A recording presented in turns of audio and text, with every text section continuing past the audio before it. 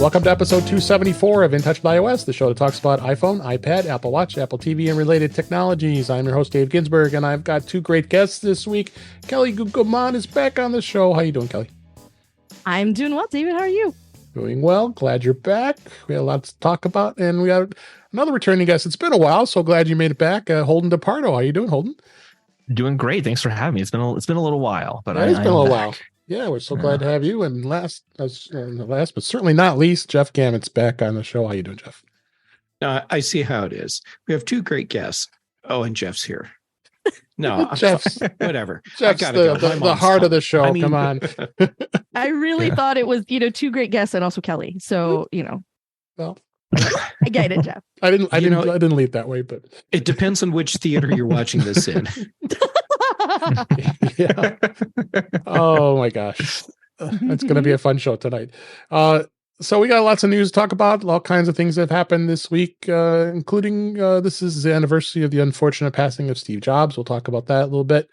And topics include beta and new releases and updates, and the Apple Watch discussion will happen. I know Holden just got the iPhone 15 Pro Max. He's going to get his insights since we've been talking about it the last few weeks, and there's all kinds of other stuff. Let's go ahead and get started. Like I said, yes, it is 12 years ago today that Steve Jobs has passed away. It was the 12th anniversary, and it was always a very tough time during those times at Apple, and Steve and Apple did share a new message this week, and it says Apple has lost a visionary, creative genius, and the world has lost an amazing human being. And those of us who were fortunate enough to know and work with Steve have lost a dear friend, an inspiring mentor, and Steve did leave behind a legacy that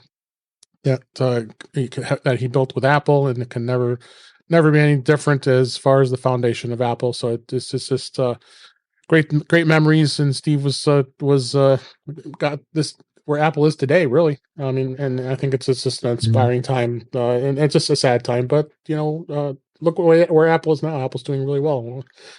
Thoughts on Steve? What do you think, Kelly? It's really weird because when he passed away, I was consulting. I was doing a freelance thing for Mike Rose of the Unofficial Apple Weblog. We were all at the Unofficial Apple Weblog back then. Mike, friend of the show? Yes. Hi, Mike. It's fun to get to be on a different podcast and say hi to him from here. Yeah. So, hi, Mike. Mike had Dave Kalo and myself come work with him at a thing that he was doing for his day job. And we were sort of the genius bar for the iPad rollout for this company that was doing iPads for many, many, many, many people. And so we were all at the Disney World Resort. We were at one of the hotels there where they have like massive conference rooms and things. And that on October 5th, they had a corporate event for everyone who was there for the giant conference that was also getting all the iPads and everything. And they rented out the Harry Potter park and for just fun. This event. And so they were wrapping up the event. Everything was like everyone was all in this giant ballroom, sitting around a bunch of tables, just finished eating dinner. Everyone's really excited. They had a presentation. The music comes up and my iPhone 3G phone rang. And Dave Kalo's phone rang, and we both walked outside to see what had happened. And mine was Mr. Kelly, and I can't remember who called Dave. I know he will never forget it, but I can't remember who he was talking to. So we each got a call, said hello, and the person on the other end said that Steve Jobs had died. And we looked at each other, and our faces both just had like the exact same expression on them. And we just sort of stood there like, and then and we both said, I have to go, and hung up. And Dave looked at me and said, because he was the editor, the news editor of 2i at that time. And so I said, and he said, I don't have IRC on my phone. And I said, I do. And I opened it up and I handed it to him. And then I walked back inside and I like didn't know what to do, basically. Yeah. And walked in, and Mike looked at me and went, and like alarmed because, of course I look like $1 million at this point. He, are you okay? And I said, Steve died. And he was just floored. And like, so now the two of us are both standing there with the same expression on our faces. And I remember because we'd just gotten the iPhone 4S the day before. And we were both like covering our event. We were covering that event from the event we were at and talking about how amazing it was and how, because there was an empty seat for Steve at the event, right in the front row. It's had like a tag on it, like reserved for Steve Jobs or something. I can't remember. But it was saved for him. And you could tell that was supposed to be his seat. And that's the thing that I remember is all of us having that moment of like, we are all here deploying iPads because of Apple. We all know each other because we all write for the unofficial Apple weblog. And we're all here like marveling at what the new phone is going to look like and what this voice assistant thing is going to do for people and how that's going to fundamentally change what people can do with their device.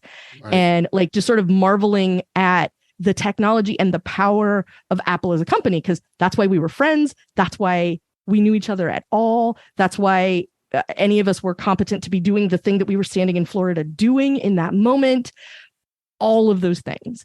And then to be able to, and then to sort of sit there and like, and then go get on a bus with a whole bunch of other people who are super duper excited. It was surreal because everyone on the bus was like super pumped, has no idea what's happened. It doesn't affect any of them the way it's affecting us. And, you know, how all of that went. So like what I remember about it is that it was very, very surreal, but that I was absolutely with the exact right people to understand the magnitude of what just happened. Yeah. How about you, Jeff? You probably got some good memories. Yeah. That's back when I was managing editor for Mac Observer. Right. Yeah. And so the news hits and I immediately was like, this is what I have to do now.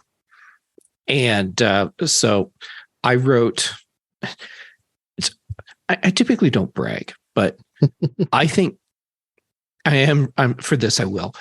I think my obituary for Steve Jobs was fantastic. And what made it work was that instead of writing it ahead of time, which I had been planning on doing because I knew that his time was short, but I just didn't. And then the news drops and I start writing. And then I realized not writing it till then was the right choice because I was able to write something that just came from my heart. And then I got that out and then it was like phone calls and other news organizations interviewing me and just, doing all this stuff. And I remember the common thread through all of this, as I was talking with all these other people in news organizations, was what happens to Apple now, and me saying it's okay, and we can be sad about losing Steve, but it's okay because Steve and the rest of the leadership team had the foresight to plan well in advance for this transition that they knew had to happen. And so when we lost Steve, we didn't lose Apple's leadership because he was not doing that anymore. Everything was already in place. Tim Cook was already running the company, and everything was going to be okay. And it was interesting being on I can't even, it might have been CNN or something. I can't remember which one, but one of the shows where they had some guy on who was talking about this is the death of Apple, everything is doomed, the company is screwed. And then they turned to me for a counterpoint, and I just very calmly laid out, here's how this is going to play out. It's already played out. It's done. Everything is moving forward. Right. And got through my whole thing. And they were supposed to go back to the other person for a counterpoint to that. And they didn't. Yeah. Holden, do you have any thoughts about Steve? Yeah, I mean, I remember I was just out of high school. I was still pretty young, but I've been like, I was going to being my say, dad's son, I've been an Apple. I've bled in 6 colors all my life. We'll put it that way. yeah, And I worked at the Apple store at that time, and I was actually working in the store, talking to a customer about iPads, and the notification popped up on the iPad saying Steve Jobs has died. And it was just like, we literally took a moment of silence. It was a really it's a crazy moment that a customer even recognized, like, oh, this is a really big deal. Like, that's, I don't know, that I think says a lot to like what he meant. And then kind of getting to be there with other Apple employees who, like kind of Kelly was saying, understood what that meant.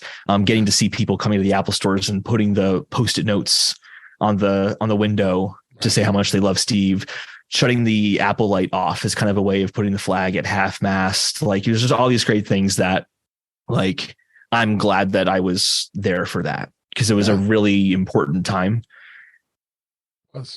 And to kind of Jeff's point too, like, don't worry about Apple. I was worried about Apple. I was very worried about Apple. And for years after, I was like, Apple's, it's not that they're doomed or ruined, but it's like, they'll never be the same. Everybody said Apple props was to doomed. Tim Cook. He's done a really good job. He's really maintained.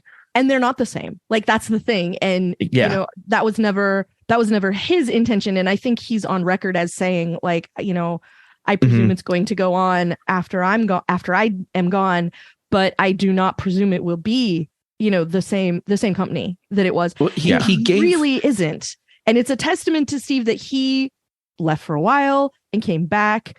Mike Rose did some interviews, Jeff, like you did. I think he was on Fox Business with somebody. But it was the same kind of thing. Like, he was doing a lot of like talking news anchors off a ledge after people thought like, well, that's the end of that. They just came out with a new phone and they're never doing anything again, and we were like, no, because the thing, it's one of those things that he, I think, didn't get enough credit for and still may not.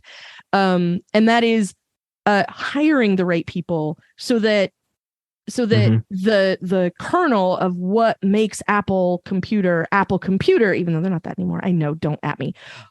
The kernel of what makes that company is still there. Absolutely everything that made Apple the consumer electronics powerhouse it is still there.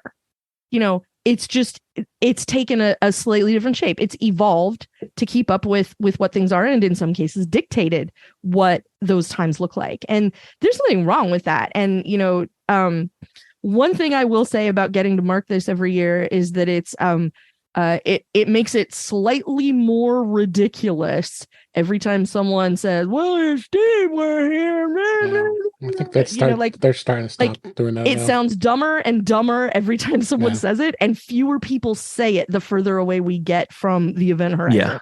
So, it was it was a close thing the last time Steve did a stretch where he was not at Apple, and then he came back and that was a different company. The company he came back to was not the company he left. He turned it into something else, hired a number of people. I remember, like, Jeff, I think you and I had you on the 2 Talkcast, to just throw back Thursday all over this podcast.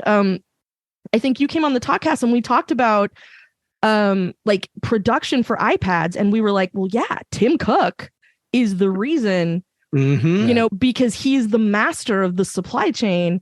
And, he is why they own, I think at that point it was like 25 or 30% of all the flash memory in production right now is going into an Apple device. Yeah. It is of all of it, period. Not in a particular company, not today, like, period, of what's in the world. This ridiculously high percentage is going into an Apple device. And it took Tim Cook to make that a reality. That was not Steve. Right. Wasn't Eddie, wasn't Air Force One. They're all very good at different things. This is a nuts and bolts operation guy. And he'd been there forever. That was the other thing was, for us that were old school, a lot of eye rolling from people go, well, who's this upstart, showing up to sit in the big boy seat? Is like, come on. Like if you had paid more attention, like Yeah. he's not new. You know, he'd been He's there. also been on the stage at events before, like sitting down with Q&As with Steve before. Like he's been there. Yeah. Yeah, it was not secret. And they had announced he was going to be, you know, he'd been next in line for a long time.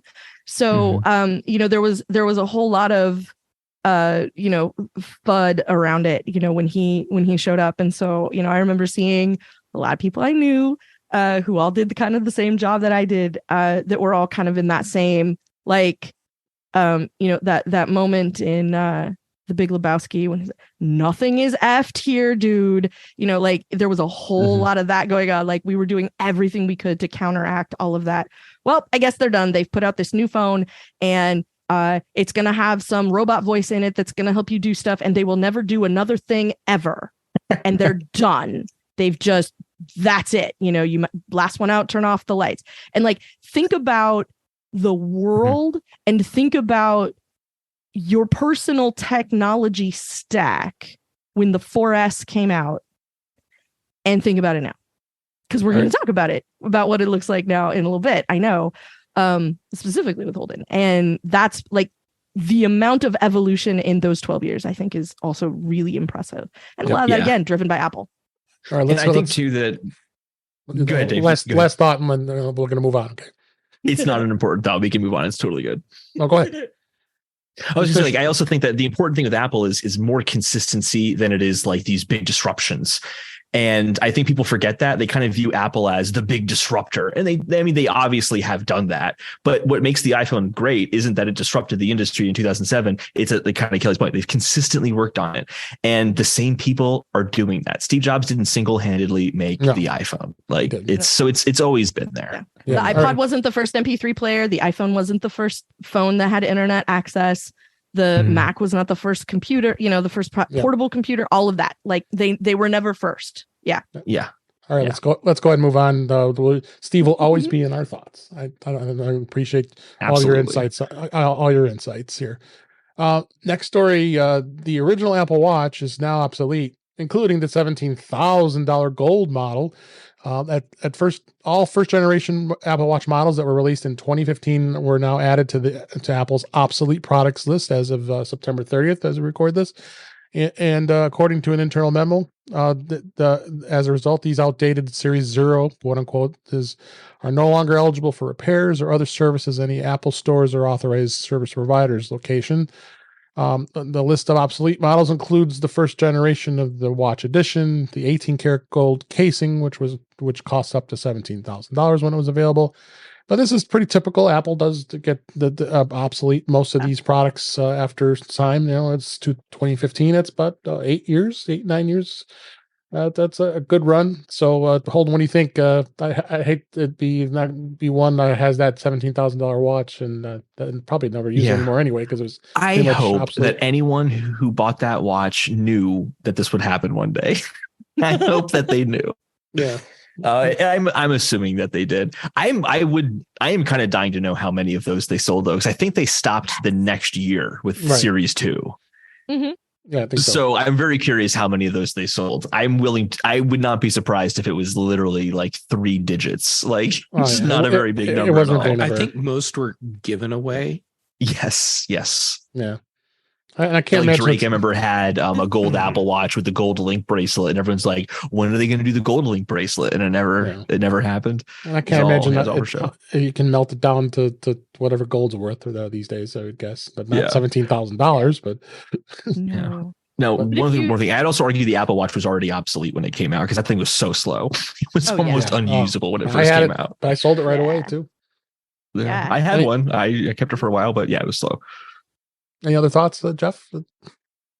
To me, this one actually isn't news because we all covered it when the original Apple Watch came out. And we talked about how here's a $17,000 watch that is a little computer on your wrist. Therefore, it has a very short lifespan. It will be measured in years and probably years that you can count on 2 hands or less.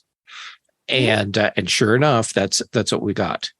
And we all knew this was a thing that was that was being done to try and position the Apple Watch, and it became what it became, and that's fine. Yep. And yeah, so the fact that it's now that it's officially not supported, okay, that's actually pretty good for this type of product.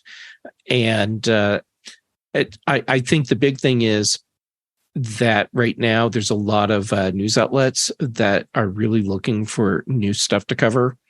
Mm-hmm. And a $17,000 watch that's obsolete is all they've got. Yeah. Like, I remember we talked about it at the TMO. Like, who's going to buy that $17,000 watch? Because the clock is ticking on how long that's going to be a usable device. Like, literally, you can watch the time of its usable window, like, continue to pass right there on device. So, yeah. Yep. Absolutely. I actually got a chance to wear one too, one of the gold ones. Well, really? Oh, nice. Well, because you're It was really heavy. It was very, very, very heavy. Nice. All right, let's go ahead and move on. If anybody didn't notice, this happened this week. It was on October 4th, which was the day before we recorded this, and your iPhone made a really special sound around 2:20 p.m. Eastern time. And what it was FEMA, the Federal Emergency Management Agency, tested the wireless emergency alerts system. It was around that time at 2:20 p.m. Eastern time, but actually it was 2 minutes early, because all of a sudden it went on. And at first I was like, I'm sure most people looked it over. I remembered it because it was all over the news, and it was going to be done. So the test was run in a 30-minute window. So if you had your phone off during the start of the test and then turned it on during the window, you would get the message. And the message was only sent once. And according to... No, it wasn't. It sent it twice. Yeah, exactly. But I mean, this is good that we've got this alert system. They're good to test it. But I thought for sure you could, because you have the option of being able to turn off all the government alerts in the settings, which I did. But no, they can bypass that. So as someone who lives in an area that routinely gets flash flood, wildfire, and Yep. other potential natural disaster alerts, I could have told you cannot make this a silent thing or make it not happen at all. It is going to bypass everything, and it is going to be loud. And if it's in the middle of the night, immaterial. Trust me. Yeah. Oh, trust me, it's happened. Your life will be shortened by at least 2 years when that thing goes off. Yeah. Scare you out of your skin. Yeah. I assume everybody here experienced it, and it was done twice. Yeah. Oh yeah, I experienced it. Yeah. Well, because I have a work phone, so I have my phone and my work phone. So I was sitting here and I looked and I was like, oh, okay, right. That thing's going to happen in like 10 minutes. Cool. Like, I'll be ready. So I was like kind of paying attention, and I'm working, and I look over, and then, like 10 minutes is a long time to be like, hyper alert. So I'm like, so then like it went off, and I'm like, oh, wait, right. Okay. Emergency test. It's fine. Okay. I got it. Good. My phone is working. Everything's fine. Went back to work. And then like 10 seconds later, the other phone went off. And I'm like, not helping. Enjoy that tone. So yeah. Interesting this week. I thought that was a good, interesting story. So I'm glad it worked. I'm glad it was, and I'm glad it's reliable, and it seems like it's working for everybody, because it didn't matter what phone you had. It went off. So yeah. Absolutely. All right, let's go ahead and move on to the topics this week. Apple had been talking about, we talked about this last week, that they were going to release a fix for the iPhone 15 Pro overheating. Not that I had noticed that at all. I'll ask you in a minute, Holden. But Apple did release iOS 17.0.3, which is the fixing of this overheating. The software was a week after the launch of 17.02. And they also released the version for iPad OS as well for iPad users. You can go in and update it right away. It does have some bug fixes too, so just go ahead and update it. It's important to do. They ran a lot of these bug fixes, and there was a kernel vulnerability. So just go ahead, do it, update it. It's important to have that latest OS. There's security in it as well. It's not just for the bug fixes, security. Yep. So it's always important to make sure that you're doing that. it also had some enterprise fixes that that Kelly and I have a bit of interest in working in the industry. It was a fix for an issue that may cause the iPhone 15 Pro models to actually, of course, I'm sorry, I'm reading the same thing here. In the support document, Apple revealed that several enterprise-related bugs or fixes, which included the way devices managed in Apple Business Essentials, as well as unable to complete setups after updating to iOS 17. So there was some enterprise level stuff, and that's great to see that Apple is reacting to this stuff, because a lot of times you don't hear too much about this, right, Kelly? Well, yeah, it's not always publicized. So even if you dig into the release notes, which are never very exciting, no, they're not. Even if you dig in, you don't always get, there's this thing where enrollment choked at this point for whatever, and we fixed that now, and the reason I'm glad that they're documenting it is because it's really hard to find information about it if it's something that you're working with.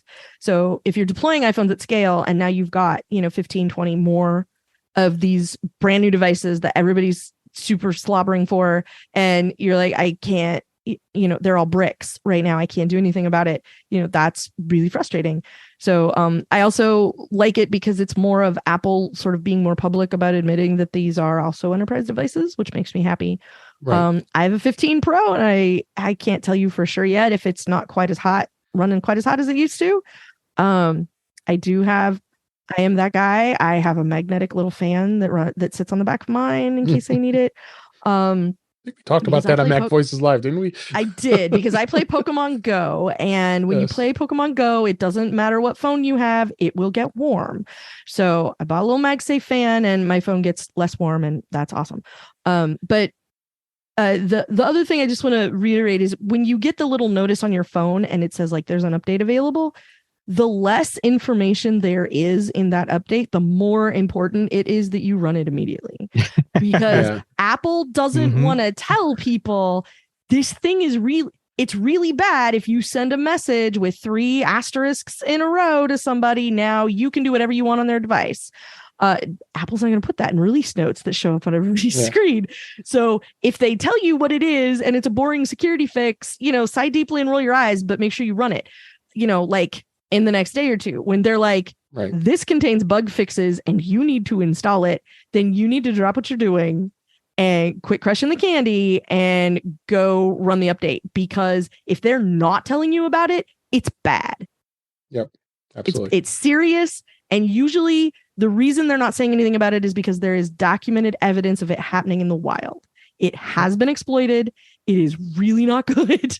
Please go run the update. Run your updates. It's a general good idea to do it, but if you get one that's like, Obi-Wan Kenobi going, this is the update you're looking for, you need to just do the thing. Yeah. Just do it. Yeah.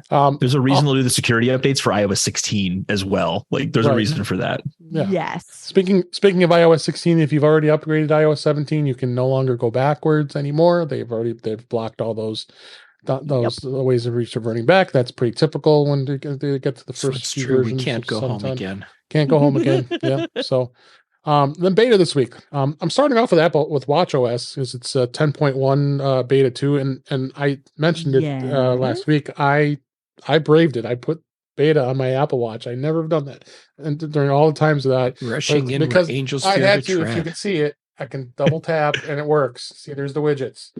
And you can keep double tapping it. Okay. And that seems reliable. That seems very. So I'm showing that on camera. So you can do the double tap by setting widgets, the specific widgets to come up on the Apple Watch, as well as when a phone call comes in, you can double tap to answer it, as well as double tap it to hang up. So it does work. I thought for the first beta that came out, I would have had it. They didn't have it, but beta 2 just came out this week. It was this week as we record. So it does have that support, and so far I'm liking it. It's in the beta this week. Yes, it is in the beta this week. Okay, because well, of course you have to have watchOS the Series 9 for it to work. Well, Mr. Kelly caught a case of ultra fever. It was and the Ultra.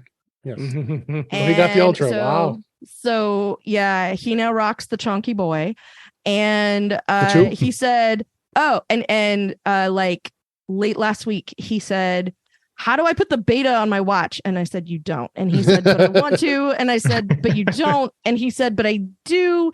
We went back and forth. And then he finally said, because I want to do this, and was doing the double tap. And I said, okay, well, not yet. Just wait till it comes up. Yeah. I was like, you need to wait. And then he said, oh, I figured it out because it's the public beta. And I'm like, it might be in the developer beta. So you still don't have it now anyway. So now I can tell him he can have it, and I don't have to help him with his watch anymore because it's on beta software and I can't do much for him. That's right. So yeah. I'll just say I have been doing the beta for WatchOS 10 all summer. Surprisingly smooth. I think I'll do it next year. But I also have an Ultra, so that means the battery life woes aren't as problematic. Actually, they're not problematic at all. Yeah. So does the watch warm your arm the way the phone warms your hand? Huh? Because it's always hot. Yeah. Does your watch get hot? Okay. Because it's always. Oh, I see. In beta, your phone can get hotter. Yeah. Because friend of the show, Brittany. Hi, Brittany. Hi, Brittany. Really wishes that they would change beta season to be like January to March and then put the new one out in March, because if you're going to carry around a hand warmer for 3 months, having them be the 3 warmest months in the northern hemisphere is a bad thing. Yep. So 17.1 beta 2, as well as iPad OS 17.1 was released. The biggest thing that they add that they had been waiting for is the AirDrop transfers can now be finished over the internet.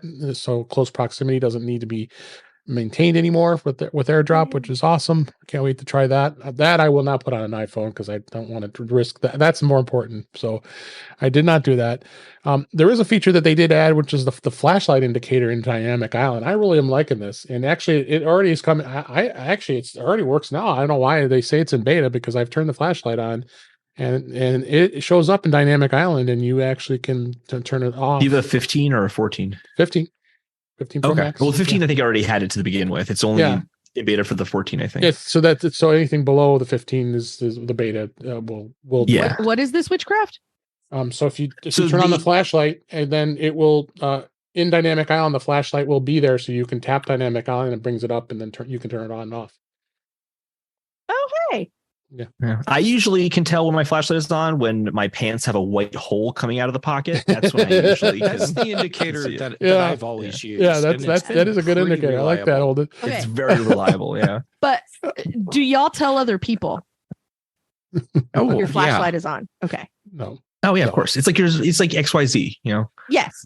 Thank you. Okay. Yeah. Just had this conversation with someone recently, like, because I told somebody your flashlight's on, and they were like, why would you tell them? I'm like, why would you not? Yeah. Right. Yeah, exactly. Like, what are friends for? That, Exactly. XYZ. Yes. If I walk away and my zipper's down and I realize a friend didn't tell me, that's not my friend. Yeah. Yeah. Yeah. They're just a user. Yeah. Yeah. So, and a number of things that have been added as far as the beta there. So you'll hear more and more stuff we'll talk about here. The other thing, there was some claims that I think Apple's still investigating this, is the fact that iOS 17 reset the privacy settings. A user claimed this. I don't know. I haven't seen any other stories on this beyond. This was back a couple weeks ago. But be aware of that if some of the privacy settings got turned off. We have a link in the show notes here about it, that you may need to go back and turn it back on again. So it's good to review that occasionally anyway, just as a general rule to kind of check those out. My question was, because I don't remember in the story if the person had migrated to a new device or if it was just the device they had and they upgraded and then all of a sudden the settings were magically changed. Yeah. Because every once in a while there's rough edges with migration, which I have a story to tell you about later. Okay. And one thing I want to mention too, on Apple TV, tvOS 17.1, usually is not very exciting update, but this is kind of exciting, that the fact that the new enhanced dialogue feature that was just talked about in 17.1 is now going to be available for the original HomePod and the HomePod Mini. So it was released last month, of course, with iOS 17. but this enhanced dialogue makes it easier for you to hear the dialogue in TV shows and movies by separating the dialogue from the background noise, bringing it forward and center to the channel here. Cool. So the fact that they actually did it for the original HomePod, I'm kind of pleased. I haven't updated this on my Apple TV yet to 17.1. I want to try that out now because I got the pair. Of course, I'm sporting the pair original HomePods up there. So yeah, this is a good thing here. Yeah, so that's a lot of the things that we see here as far as the updates here. So I wanted to move on here and actually talk about Apple Watch. We've talked about iPhone. We've talked about the iOS 17 and some of those updates. Well, the Apple Watch, I did decide to sport as I showed it a few minutes ago, the Apple Watch Series 9. And how does it really stack up when it comes to the updates? The big thing, obviously, with the Apple Watch Series 9 is it does have the S9 chip, which does bring some performance, and I am noticing some performance improvements. I'm also noticing that the screen is much brighter because even text I would always have trouble seeing the text because they were so small, but now they're larger and they're much more crisp and easier to see. It does have a lot of cool things that they've added, and that's what then I'll say about the display. It's 2,000 nits of brightness, and I do see it. It is really bright. And we just talked about the double tap gesture, which is definitely a cool thing. So it does have a 4-core neural engine, which is about 2 times faster than the Series 8. And the S Lady does process on device requests that don't really need any information from the internet. They've added that as an improvement. The dictation I'm noticing is a little more improved. They say about 25% more. But you look comparison from the 8 to the 9. Is there really a subtle difference? That's why I didn't have the 8. I had the 7. And we have our article in the show notes here actually showing some of the comparisons of all the Apple Watch series, and you can kind of look to see what really stands out. But I think as I've had this watch for almost close to 2 weeks now, that I'm liking the fact that I did do the upgrade.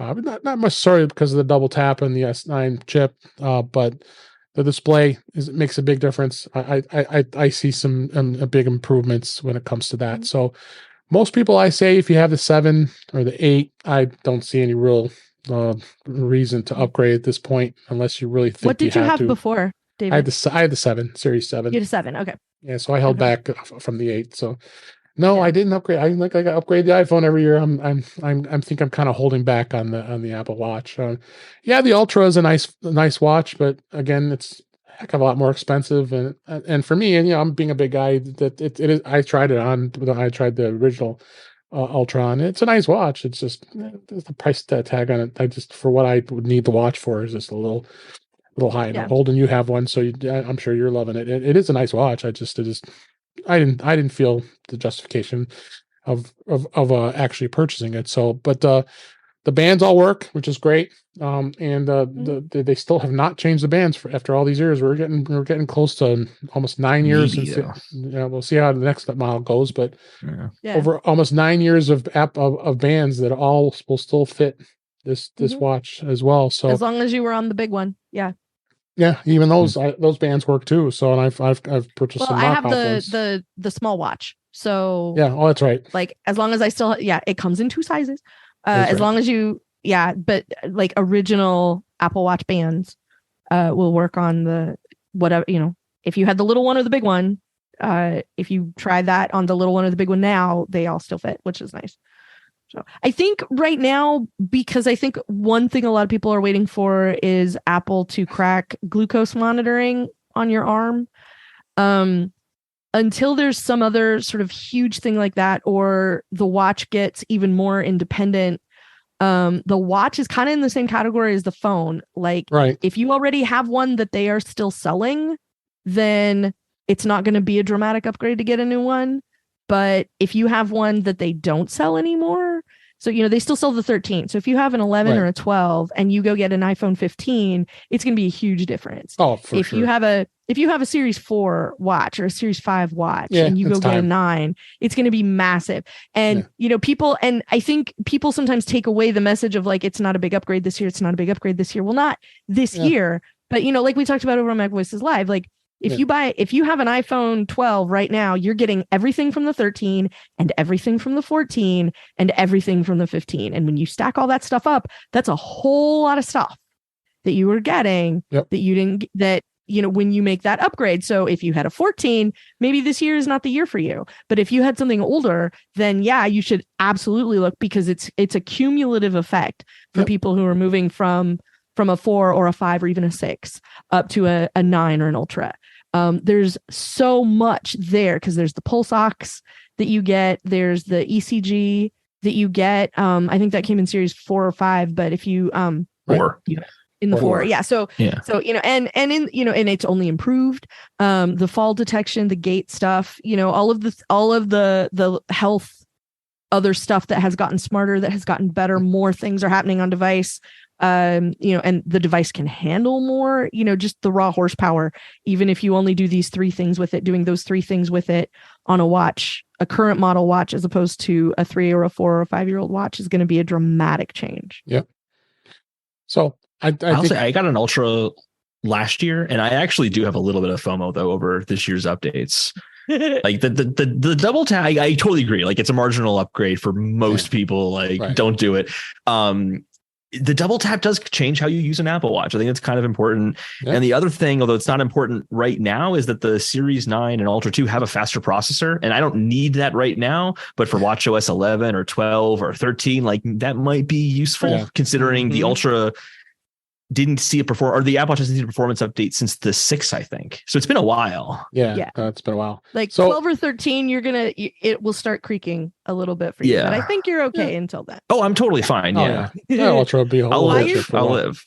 Buy it a new band, and it will be happy, and you will be happy, and it will be like you got a new watch. Like, all of us have mounds of bands here, like I do. So. I mean, that's what. I regularly buy my technology treats. I'm convinced that's why it behaves better, is because I buy my stuff presents. I got you a new case. Kelly. I got you a new keyboard cover. Whatever. There's like a little dog bone jar, but it's just filled with Apple Watch bands, and you just give yourself one every time you come back from a walk. You're still pretty. So let's talk a little bit about watchOS 10. A couple things kind of stand out that I think that they made some changes, some really good changes. The checking of the control center status, it actually has the small icons at the top of the control center that indicates the status of certain settings. For example, like if the Apple Watch is connected to the cellular, if you have a cellular version, or the location is being used by an app, and the features like airplane mode and do not disturb are on, it'll show that, which is cool. Now, like with the iPhone, like with iOS 17 and watchOS 10, you can set multiple timers on the Apple Watch, which is, I think, awesome. A lot of people, I use the timer all the time on here.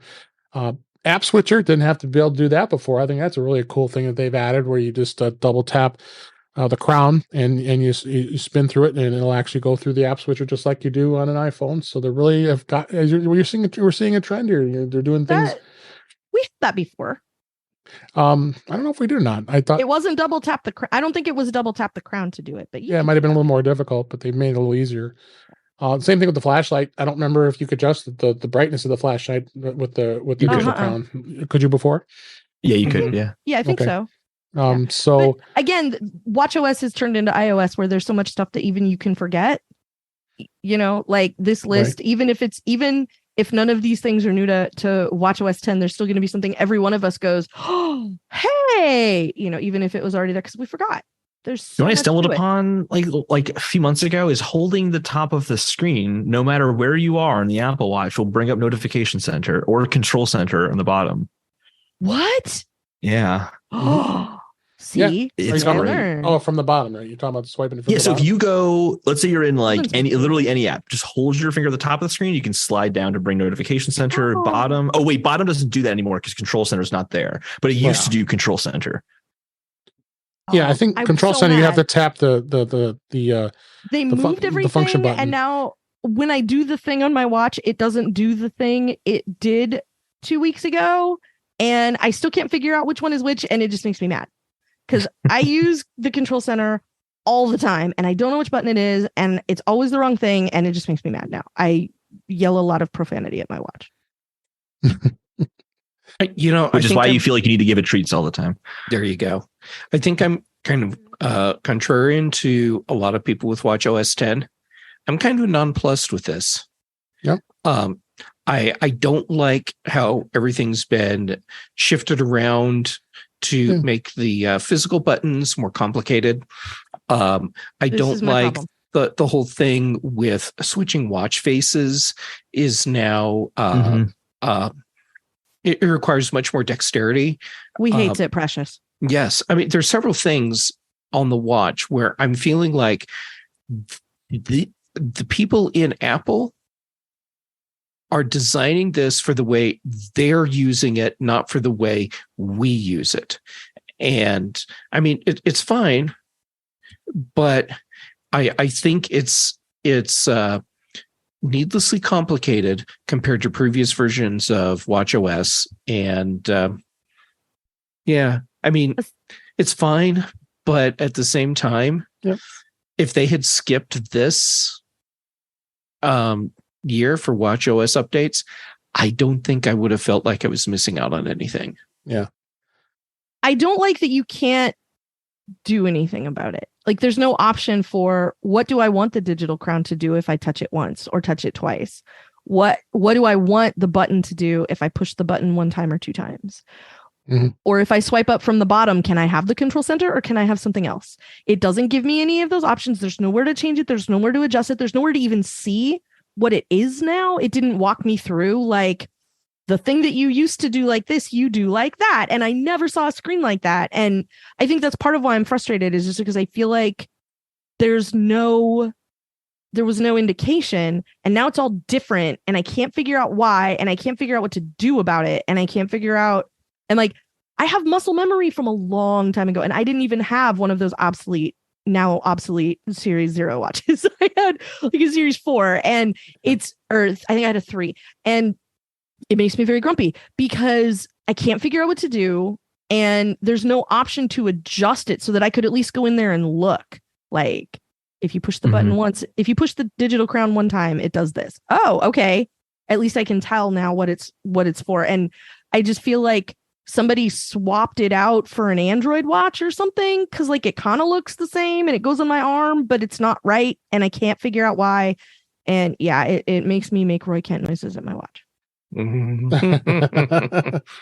then lastly on the watch, I mentioned this last week. When watchOS 10 hit, the ability now to be able to find my Apple Watch and be able to ping it is just about time because we were able to do that pinging to find the Apple Watch from the watch. The iPhone from the Apple Watch, but you couldn't do it reverse. So it's come in handy a few times because you take it off and it gets buried in your blankets when you or wherever you bury it, so you can't find it anymore. So I think that's another good feature they added on the watchOS 10. That is a good feature. Yeah, now do the Siri remote.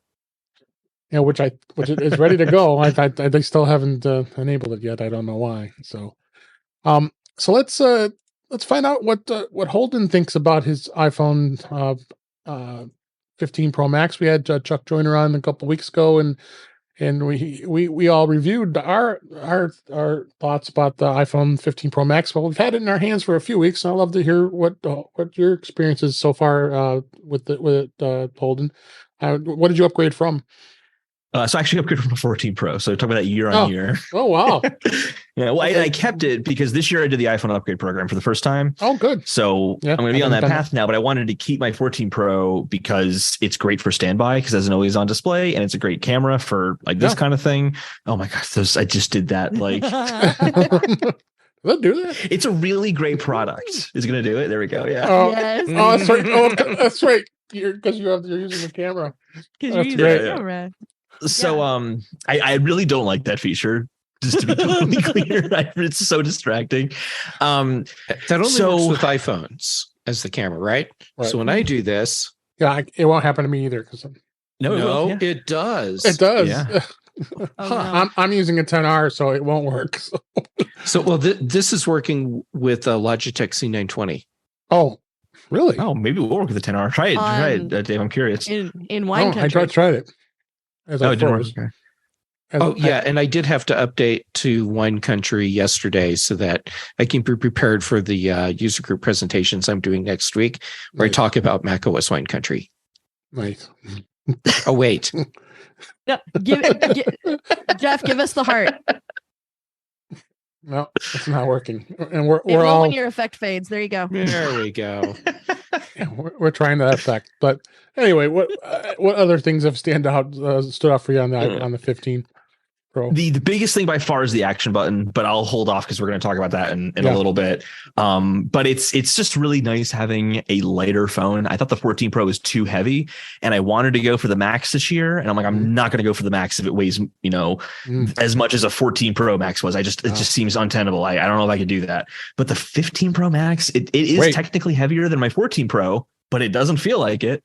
Yeah. It feels really great. I got the blue as well, and for all the fingerprint complaints people were making, it is so much better than the stainless steel. No complaints over here. I think this is clearly the best iPhone Apple's ever made. Shocker. Performance has been great with it too. I mean, the camera. Yeah, I'm sure you've been using the camera. It's actually, I don't take a lot of pictures. Actually, so it's kind of funny. I went for the Max when I'm not going to really use a lot of the features of it, but it is nice to have that though. Yeah. For if I would need it, the 5x zoom, and then just having USB-C. Is great. Oh, every device I have now charges with the same cable. All time. Amazing. That's just amazing. That's so far my favorite part of having mine is like, I just have a C cable for all the things. Yep. Well, I did not get a Max. I have the Mere Mortal Pro. So. Yeah, no, your experience too has been great. Not that Jeff has realized that they've done the effects. Holden, this is all on you. Yeah, it is. I feel like you're gaslighting me, Jeff. Oh no, we can just record. This is recorded. We can just rewind and see the part where you went, "Oh yeah, you can do this." I knew you could do it, but I thought it was just if you're using an iPhone as a camera. But then you brought it up, and I thought, well, let's check. And so, Holden, this is on you. Yeah. All right, let's go ahead. Let's have some peace here, okay? Truce. This is one so weird to me because it's like, I am not a crook.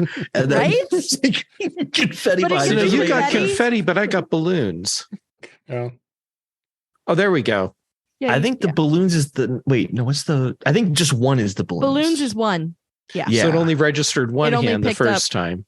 Yeah. If it only picks up one hand, then All right. There you go. With the 15 Pro, going back into that, like I'm a huge shortcuts person. I am obsessed with shortcuts. I use that app all the time just for fun to see what I can do and play around with it. So when I heard there's a button you can program shortcuts to, good segue because it's pretty amazing. I set up the shortcuts menu, and Federici from Mac Stories, he put a great write up on it. As anybody doesn't know, the action button, we've talked about it. You can go in and actually go into the settings and go into under action button, and configure it on its own. So you can swipe it between, what everybody was used to, turning the ringer on and off and all the other settings. But the shortcuts it's amazing. What did you do to set up? I mean, I just set up here. Where you can actually go and it brings up the actual menu of items that come up. So it's pretty amazing. That's exactly what I did. So when there's my menu right there. So I have that, but then I have oops, I accidentally locked my phone. I have that, but then I also have like a more action. So I have like a different like sub menu of like some all the things I want access to. Yeah. You can do so much with the shortcuts app. It's incredible. Oh yeah, shortcuts rock. Anyone who says Android's more customizable has not played with the shortcuts app. Yeah. And especially somebody can put on a button. Like exactly. The day it came out, like later that day, I think it was Matt Casanelli had put out like, we figured out how to give it a shortcut so that you can decide which thing you want the button to do. And I'm like, and I was like, first of all, hi Matt. I knew you were gonna come through for me on this, because I was like, how do I assign it to one thing all the time? That's ludicrous. How am I supposed to make it do only one thing forever? How do I change it when I need it to do different stuff? And then I'm like, They said you could run a shortcut. So I was like, literally, I said, I'm just going to wait for Matt to sort it out. And he did. Of course he did. So I'm like, oh, hallelujah. Yes. Yeah. So I wish Apple. Go ahead. Go ahead, Dave. Sorry. No, go ahead. Go ahead. I wish that Apple had positioned the shortcut stuff a little bit more consumer friendly, because you don't have to make a shortcut in order to use it for that. Like, you can just attach it to a single action from a third party app. So like, I use Things, for example. I love Things. And so you can just attach add task. So you can just hit that button and it just opens up Things and adds a task and just brings you that prompt immediately. Like, that is huge. And it requires zero knowledge on how to, make a shortcut or how to think through that or learn anything, really. It's very, very well implemented. They didn't talk about it as much as I thought they should have. And it's super approachable because like you have to know to look for it. But when you see it, it's very clear. Like anything that has shortcuts you can use, they're in there and it's very obvious. Like, here are shortcuts from the apps that you have from only the apps that you have installed. Here are the options that you have available to you from those apps. Here are the things that each of those apps can do for you in some particular way.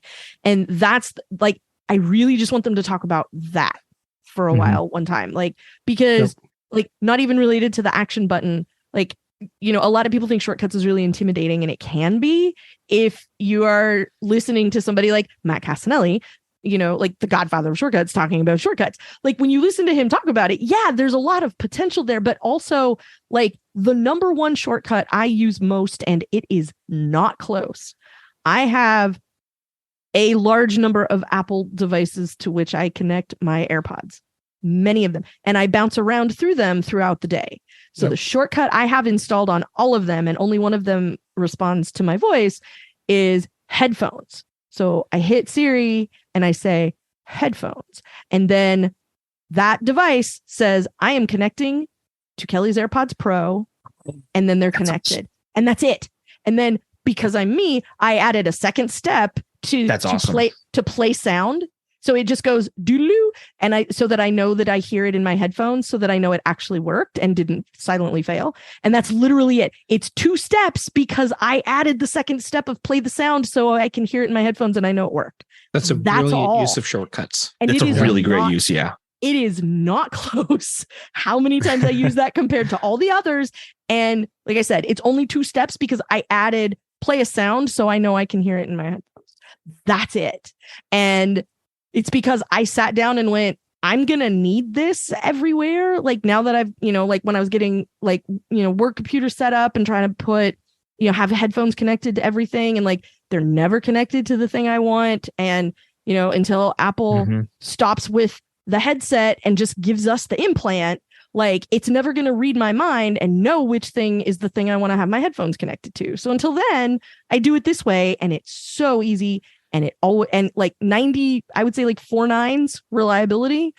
It works like almost all the time.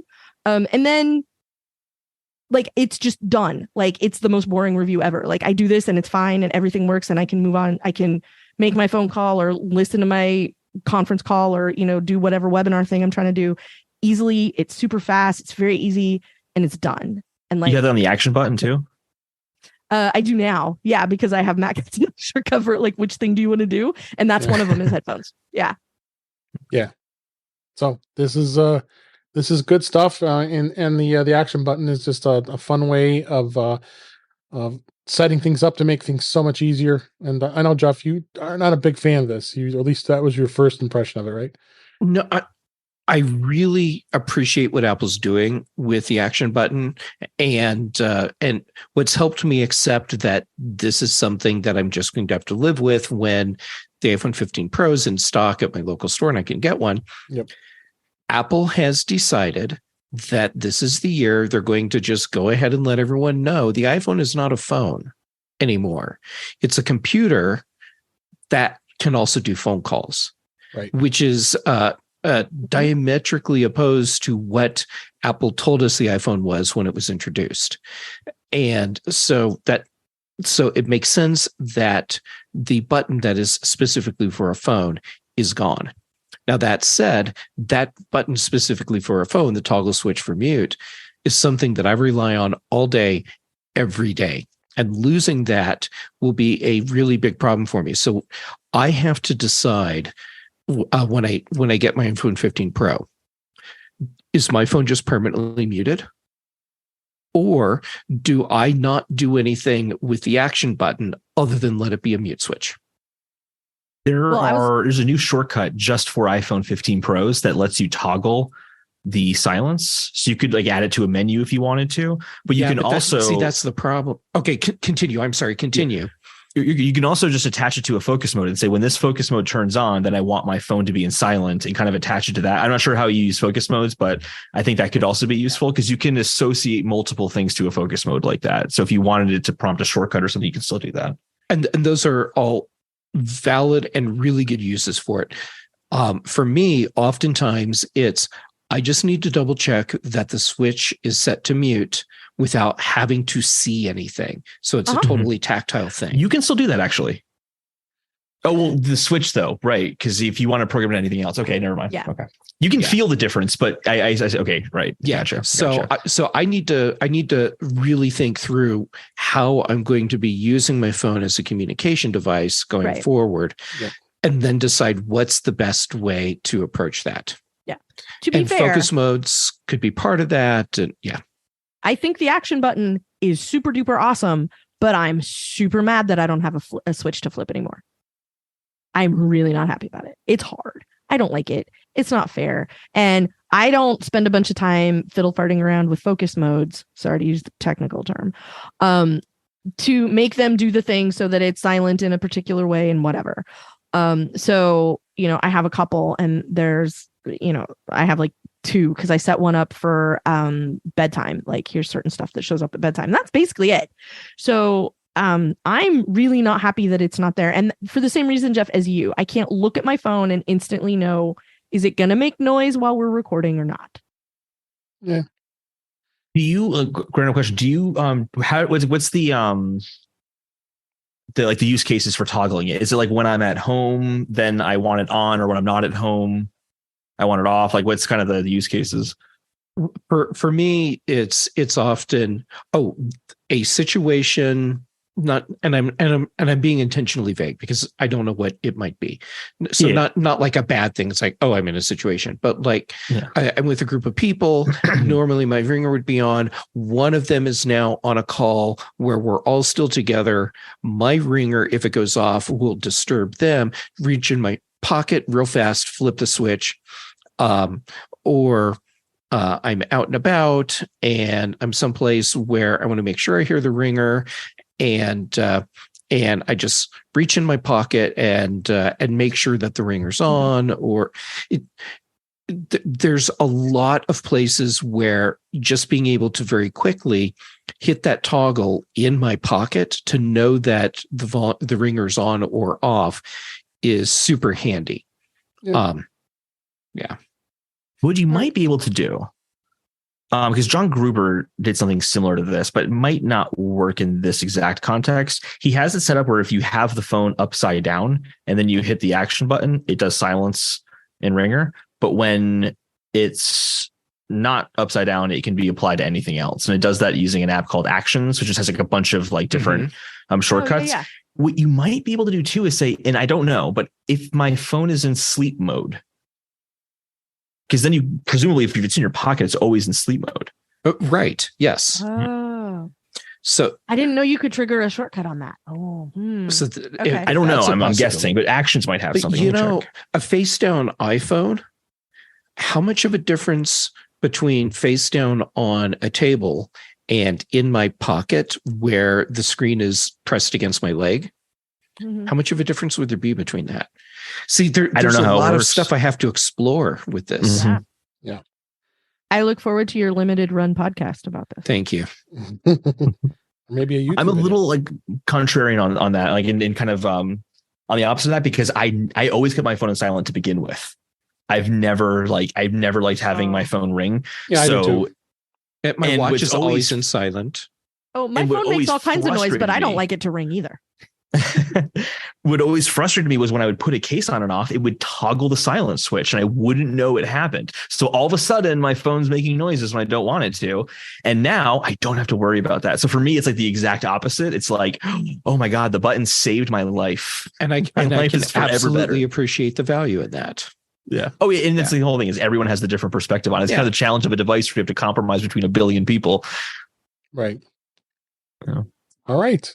So with that was some great discussion. Let's go ahead and wrap up for this week. That's a wrap for this week. Please send your comments, questions, and suggestions to our email address, which is feedback@intouchwithios.com. You can follow us on Mastodon at intouchwithios at techhangout.social. Support the show by buying me a coffee at intouchwithios.com/coffee. We would really appreciate it. You can become the Patreon of the show by going to patreon.com/intouchwithios. We have 2 tiers available to support the show. We would really appreciate it. Make sure you like, share, and subscribe so you're notified when we are live streaming, which is usually at 8 p.m. Eastern time on Thursday nights and 5 p.m. Pacific on our YouTube channel, which is youtube.com/intouchwithios. We had a great showing in the chat. Thanks, Cletus and Webb Bixby, and even Ben made it in this week. Appreciate you being there. And you can watch the past live streams as well as listen to the last past shows. Go to In Touch with iOS magazine on Flipboard, where many of the topics we discuss are flipped into the magazine. The link is in our show notes. You can subscribe to the show and your favorite podcatcher, including Pocket Casts, Overcast, Apple Podcasts, and many others. But better yet, go to our website at intouchwithios.com, where all the links to all the ways to listen to us are there. I am Dave Ginsburg, and you can find me on Mastodon at DaveD65 at mastodon.cloud. And Holden DePardo, thank you so much for being here. I don't know if you're on any social medias, but any way can anybody get a hold of you? I exist in the real world. My address is, no, I'm totally kidding. I don't have anything. I mean, I have that Twitter account. I just never use it. So, sounds good. Reach out if you want to, but if you don't hear back, it's, you've been warned. Yeah. You should join us on Mastodon, Holden. It's fun over there. It is. It's social media, though, and I'm just trying to stay away from it. Well, it's not Facebook. I mean, it's fun. So the noise is a lot lower. That's for sure. That's true. Kelly Guimont, if you're trying to avoid all social media, I'm totally talking over everyone. You're fine. And well, but hold it love, though. If you're trying to avoid social media, Mastodon is social media. Well, since you interrupted, Jeff, go ahead and tell everybody where you can find you. All right, so you can find Kelly all over the internet. No, wait. Okay, so Jay Gamet on all the social medias. Most of the things. I am active on Instagram and Mastodon, and then shows most Tuesdays on Chuck Joyner's In Touch with iOS. Nope, that's not his show. Oh my God, I feel like I Martellero to you for a minute there. I've been having a hard time keeping track of shows. All right. So on Tuesdays, it's Dave Ginsburg's Mac Voices Live. Yes, I did that on purpose. Then here on Thursdays, Dave's In Touch with iOS. And for the British Tech Network, the Big Show on Thursdays, the Mac Show on Fridays. Brian Chaffin and I already recorded this week's Context Machine, and it's live. Nice. Oh. I get around. Check that show. Last but certainly not least, thank you, Kelly Guimont, for being here. Where can people find you? You can find me over on Mastodon. I am Verso at mastodon.social. Come over there and enjoy the bot accounts. There are a fair number of bots over there that are just really entertaining. Like they post, there's one Hourly Otter that just posts a picture of an otter every hour, and it's great. And, the one that posts screenshots of Skeletor from the He-Man cartoon with motivational sayings on them. And that one's also hilarious. Yeah. You could also follow Ice-T SVU, which is Detective Finn, and they've fed an AI a bunch of different things, so it's always just a screen grab of him, and it's the kids are calling it apple jelly, he smoked, he woke up wearing a bolo tie in front of a Kentucky Fried Chicken, just like always weird, random. I didn't realize that was an AI thing making those up. I don't think it's AI. I think it's like a randomly generated thing, though. Okay. Somebody fed a bunch of, but they're like, wonderful parameters to, and it is the most delightful account for aggressively random entertainment. I really appreciate it. Yeah, that one. And shout out to the guy that takes Garfield cartoons and puts song lyrics in them, because that one also makes me Oh my laugh God, a yes. lot. It's so good. You can find me on I Want My MCU TV over at the Incomparable Network, where we talk about the latest Marvel show that is happening, and it's about to be Loki. So I'm giving you time to emotionally prepare for that. You can also find me occasionally on other shows over at The Incomparable. We just recorded an episode of Low Definition that I think people will probably really like. I hope so. If not, you have been warned. And you can find me sometimes over on, because for whatever reason, much like Jeff, I keep getting let into the meeting every Tuesday night over at David Ginsburg's Mac Voices Live. So you can find me there too. We'll let Chuck know that it's your show now. Yeah. Okay. We'll just tell him you guys traded. Like, it's just going to be Freaky Friday. And then, like, next week he'll host this, and then it'll all make sense. All right, Kelly. Thanks so much for being here. And thank you for listening. So much for having me. I appreciate it.